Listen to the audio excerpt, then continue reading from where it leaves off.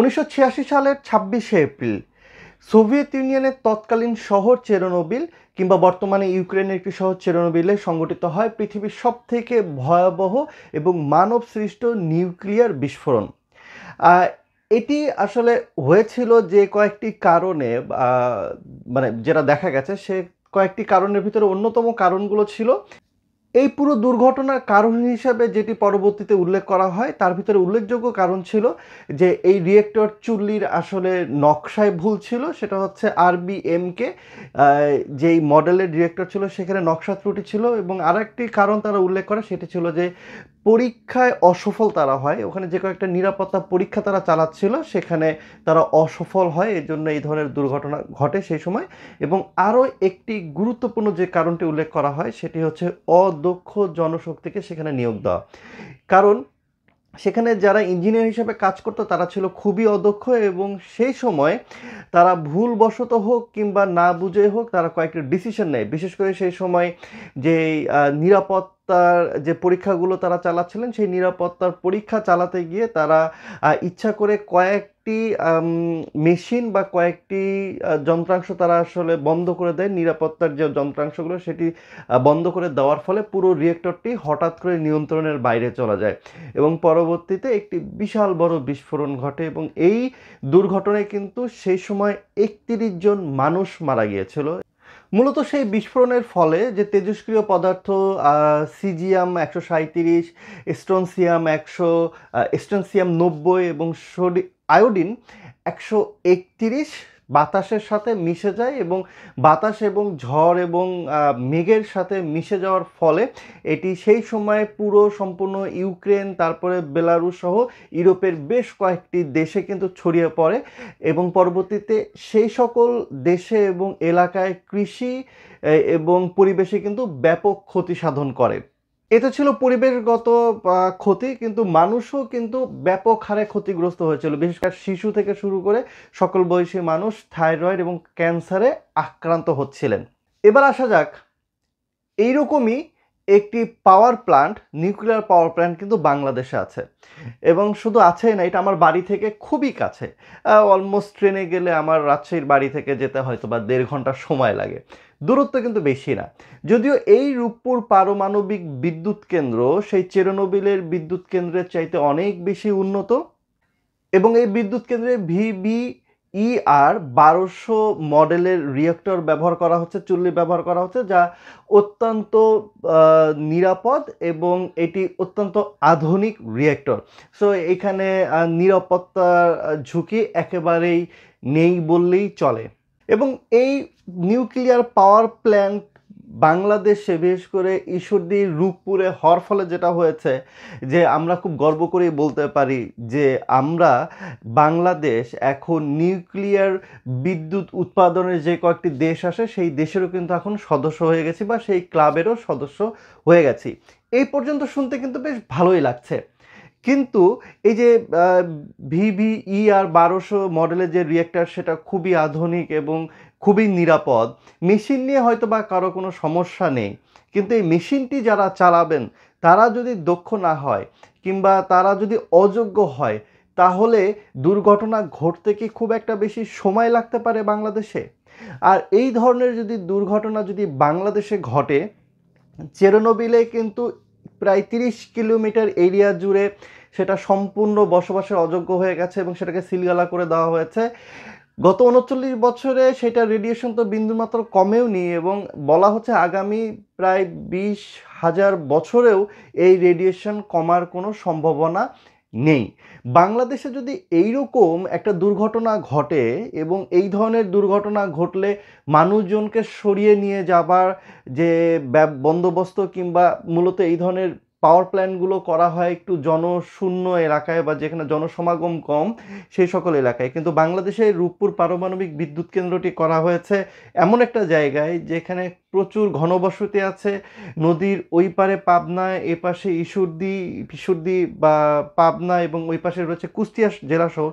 তো সব কিছু মিলিয়ে যদি আপনি কখনো যদি দুর্ঘটনা ঘটে, অ্যাটলিস্ট 30 কিলোমিটার এরিয়া জুড়ে এটার যে ব্যাপক ক্ষয়ক্ষতি হবে সেটা কিন্তু আমাদের ধারণারও বাইরে। শুধু তাই না, যদি কখনো এই ধরনের দুর্ঘটনা ঘটে তাহলে যে তেজস্ক্রিয়তা ছড়িয়ে যাবে আমাদের পরিবেশে, গোটা বাংলাদেশ কিন্তু আসলে এইটার আ ক্ষতির যে ফলাফল সেটা কিন্তু সবাইকে ভুগতে হবে। এখন আমি বলছি যে বাংলাদেশে আধুনিক রিয়েক্টর ব্যবহার করা হচ্ছে, সো দুর্ঘটনা ঘটবে না। আমরা ধরে নিচ্ছি যে আমাদের এখানে যে নিরাপত্তার ব্যবস্থাগুলো নেওয়া হচ্ছে সেগুলো নিয়ে আমাদের কোনো আপত্তি নেই, বা আমি ধরে নিচ্ছি এটা আমাদের জন্য একটি আশীর্বাদ হিসাবে আসছে রূপপুর পারমাণবিক বিদ্যুৎ কেন্দ্র। কারণ এটাকে প্ল্যান করা হয়েছে যে এই রূপপুর পারমাণবিক বিদ্যুৎ কেন্দ্র থেকে যে বিদ্যুৎ উৎপাদন হবে সেটা যদি বিশেষ করে উত্তরাঞ্চলের ন্যাশনাল গ্রিডে দেওয়া হয় তাহলে বিশেষ করে উত্তরাঞ্চল রাজশাহী রংপুর বিভাগে 1 সেকেন্ডের জন্য কোনো লোডশেডিং হওয়ার আর কোনো সুযোগ থাকবে না। শুধু তাই না, এটা কিন্তু আবার চাঁপাইনবাবগঞ্জ দিয়ে একটি ট্রান্সমিশন লাইন ইন্ডিয়া পর্যন্ত টানা হয়েছে যেন বিদ্যুৎ এখান থেকে এক্সপোর্টও করা যায়। তো সেগুলো নিয়ে আজকে আমার আসলে আলোচনা না। আলোচনা যে বিষয়টি সেটা হচ্ছে এইরকম একটি বিদ্যুৎ কেন্দ্র, এত স্পর্শকাতর একটি বিষয়, এত টাকা ইনভেস্টমেন্ট করা একটি প্রকল্পে যদি নিয়োগটা হয় আ স্বজনপ্রীতির মাধ্যমে, যদি নিয়োগটা হয় অদক্ষ জনশক্তির, তাহলে কিন্তু আমরা বলতেই পারি আমরা গোটা বাংলাদেশের মানুষ কিন্তু নিরাপত্তার ঝুঁকিতেই পড়ে যাচ্ছি। গত কয়েকদিন আগে ডিবিসি নিউজ রূপপুর পারমাণবিক বিদ্যুৎ কেন্দ্র নিয়ে একটি প্রতিবেদন তারা প্রকাশ করেছে। তার প্রথমের আমরা একটু জাস্ট কয়েকটা সেকেন্ড শুনে আসবো, তাহলে আপনাদেরও বুঝতে সুবিধা হবে এবং আমারও আলোচনায় চালিয়ে যেতে সুবিধা হবে। যোগ্যদের দিয়ে পরিচালিত হচ্ছে স্পর্শকাতর এই বিদ্যুৎ কেন্দ্রটি, আর এই অভিযোগ তুলেছে খোদ নির্মাতা রাশিয়ান প্রতিষ্ঠান রোসাটম।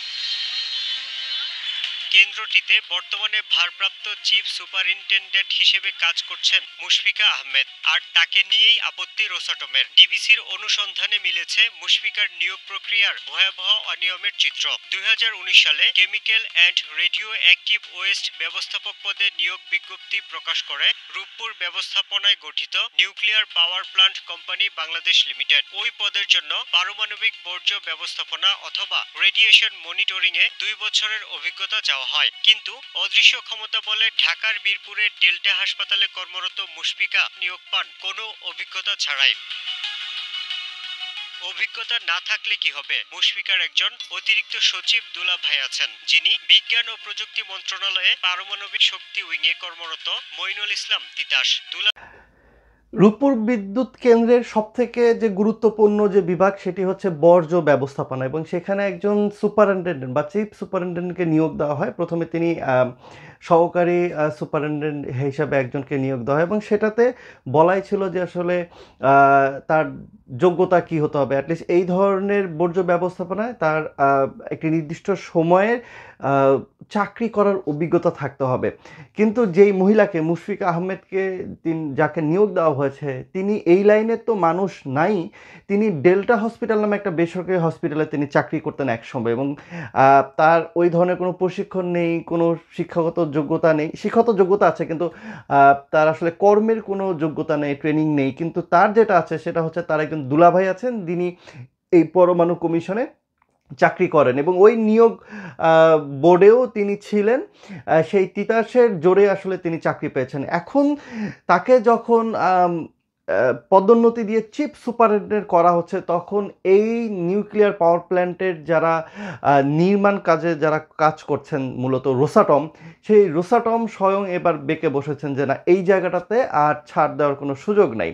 যেখানে রোসাটম বলছে যে এই ব্যক্তি কোনো অবস্থাতে এই বর্জ্য ব্যবস্থাপনা কিংবা নিরাপত্তা ব্যবস্থাপনার জায়গায় আসতে পারেন না, সেইখানে প্রকল্প পরিচালক যিনি পিডি তিনি বলছেন যে না না, আমার কাছে তো আসলে এটা তিনি যোগ্য মনে হয় এবং আমি কাজও চালিয়ে নিতে পারছি। কোম্পানির লোক নিয়োগ দিয়ে প্রকল্প দেয়, প্রকল্পের কাজ করাই। আমার কাছে অযোগ্য মনে হয় না, আমি কাজ চালাতে পারতেছি। তার মানে দেখেন এইখানে ব্যক্তি স্বার্থ, একজন ব্যক্তি স্বার্থ চরিতার্থ করার জন্য আপনি দেখেন এই যে যিনি তিতাসের কথা বলা হচ্ছে তিনি কিন্তু খুবই মেধাবী একজন স্টুডেন্ট ছিলেন।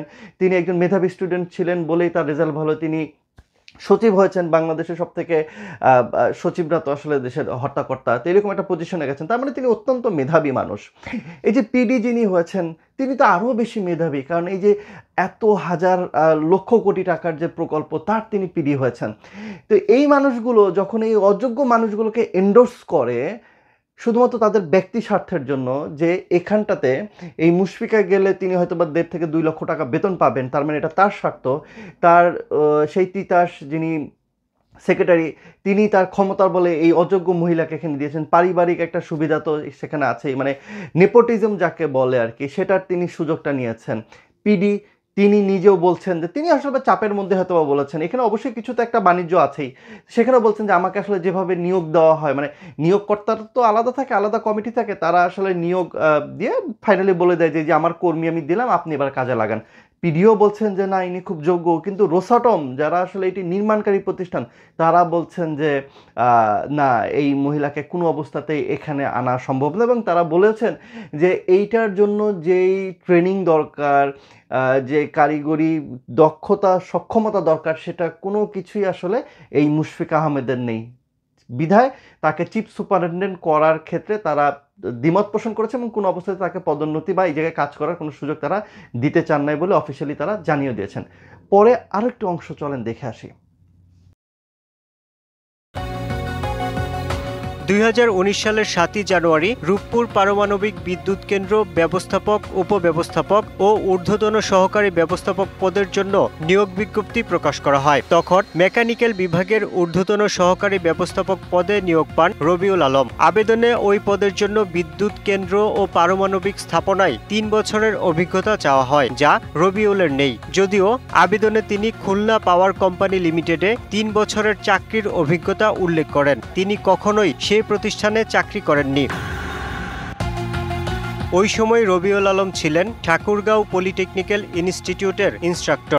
এবার আসেন দেখেন যে এই যে মেকানিক্যাল যে ইঞ্জিনিয়ারকে নিয়োগ দেওয়া হয়েছে, চাকরির আবেদনে বলা ছিল যে 3 বছরের কোনো একটি পাওয়ার প্ল্যান্টে চাকরির অভিজ্ঞতা তার থাকতে হবে। তিনি যেটা উল্লেখ করেছেন খুলনার কথা সেটা ফেক। তিনি মূলত ঠাকুরগাঁয়ে পলিটেকনিকে ইনস্ট্রাক্টর হিসেবে তিনি কাজ করতেন। তার মানে কি পরিমাণ দুর্নীতির মাধ্যমে এই মানুষগুলোকে এত গুরুত্বপূর্ণ একটা পর্যায়ে বসানো হয়েছে, এবং তারা কিন্তু ডেপুটি ম্যানেজার ছিল, এখন ম্যানেজার হচ্ছেন। তারা এসে বলছেন যে এগুলো নাকি চক্রান্ত। তো এই মানুষগুলো এই যে দুর্নীতির মাধ্যমে এই জায়গাটাতে বসানো হয়েছে, বাংলাদেশের বিশেষ করে শিক্ষিত শ্রেণী, বিশেষ করে এই যে আমলারা এত অসৎ, এত খারাপ, ভালো মানুষ কিছু তো অবশ্যই আছে, কিন্তু তারা তাদের ব্যক্তি স্বার্থের জন্য বাংলাদেশের মানুষকে মৃত্যুর মুখে ঠেলে দিতে এক সেকেন্ডও তারা চিন্তা করে না। কারণ দেখেন এই যে তিতাস বলেন কিংবা যে পিডি বলেন, এরা কিন্তু একসময় চাকরি বাকরি টাকা পয়সা যথেষ্ট কামিয়ে নিয়েছে, তারা কিন্তু বিদেশে চলে যাবে, তাদের সন্তানরা হয়তোবা কেউ বাংলাদেশে থাকে না, তাদের পরিবার যায় হয়তোবা থাকে বেগম পাড়ায়, তিনি হয়তোবা চাকরি করছেন। তো এই যে একটা পর্যায়ে এই অদক্ষ মানুষগুলোকে এইরকম একটা গুরুত্বপূর্ণ জায়গায় বসিয়ে গোটা বাংলাদেশকে একটা মৃত্যুপুরী বানানোর ব্যবস্থা করে দিয়েছেন এই কয়েকজন গুটি কয়েক এই অসৎ মানুষ। তো এরা আসলে যদি খুবই যোগ্য এবং মেধাবী মানুষ যদি অসৎ হয়, তাদের সাথে পেরে ওঠা খুবই কঠিন। আপনি চিন্তা করেন এদের ব্যক্তি স্বার্থের জন্য আজ গোটা বাংলাদেশ, বাংলাদেশের 20 কোটি মানুষ হচ্ছে ঝুঁকির মধ্যে পড়ে গেছে শুধুমাত্র এই এই মানুষগুলোর জন্য। দেখেন সিস্টেম খুব ভালো, কিন্তু সিস্টেম যারা চালায় তারা যদি ভুল সিদ্ধান্ত নেয়, তাহলে এটা যদি দুর্ঘটনা ঘটে এটার দায় কে নিবে? চিন্তা করেন ওই রূপপুর পারমাণবিক বিদ্যুৎ কেন্দ্রের 30 কিলোমিটারের ভিতরে আপনি নদী পার হলে কুষ্টিয়া শহর, এ পাশে গোটা পাবনা জেলা শহর, এ পাশে রূপপুরের যে ঈশ্বরদী, এত বড় একটা শহর, এইখানকার মানুষগুলোকে আপনার সরায় নেওয়ার মতন তো সক্ষমতাই বাংলাদেশে নেই। এটা রেডিয়েশন যেটা ছড়াবে তো ছড়াবে, ওয়েস্ট বেঙ্গলও ছড়াবে অবশ্য, আমি জানি না ওয়েস্ট বেঙ্গল বা ইন্ডিয়া কী করবে আর কি, তো কারণ ইন্ডিয়া আরও বেশি কাছে। তো এই যে আপনার মানুষগুলোকে যদি কখনো দুর্ঘটনা ঘটে, এই মানুষগুলোকে সরানোর কোনো ব্যবস্থা নাই, অন্য কোনো জেলাতে নিয়ে যা রাখবে তারও কোনো পরিকল্পনা নাই, মানে এটা ভয়ঙ্কর অব্যবস্থার মধ্য দিয়ে আসলে এই রূপপুর পারমাণবিক বিদ্যুৎ কেন্দ্রটি নির্মাণ হচ্ছে। হয়তোবা হয়ে যাবে, অলমোস্ট কাজ শেষের দিকে, বিদ্যুৎ উৎপাদনও শুরু হয়ে যাবে, কিন্তু যে দুর্ঘটনার বা যে নিরাপত্তার ঝুঁকিটা যে থেকে গেল এবং গোটা বাংলাদেশের মানুষই যে এইটার ঝুঁকির আওতায় চলে আসছে, এটা নিয়ে কিন্তু কারো কোনো কথাও নেই, কারো কোনো বিকারও নেই এবং কেউ এটা নিয়ে ভাবছে না। যদিও ডিবিসি নিউজের প্রথম পর্ব আজ থেকে প্রায় ১১ দিন আগে প্রচার করেছে, তারপরে কিন্তু এটা দ্বিতীয় পর্ব আসছে না। আসলে এটাকে বন্ধ করা হলো কিনা আমি জানি না।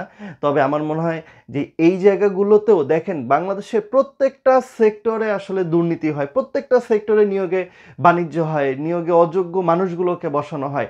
কিন্তু এইরকম একটা জায়গায় এখানে যদি দুর্ঘটনা ঘটে, গোটা আপনি যে নিয়োগের ২ নাম্বারি করেছে তার পরিবারও তো বাংলাদেশে হয়তো বা থাকে, তারাও তো ভাই মারা যাবে।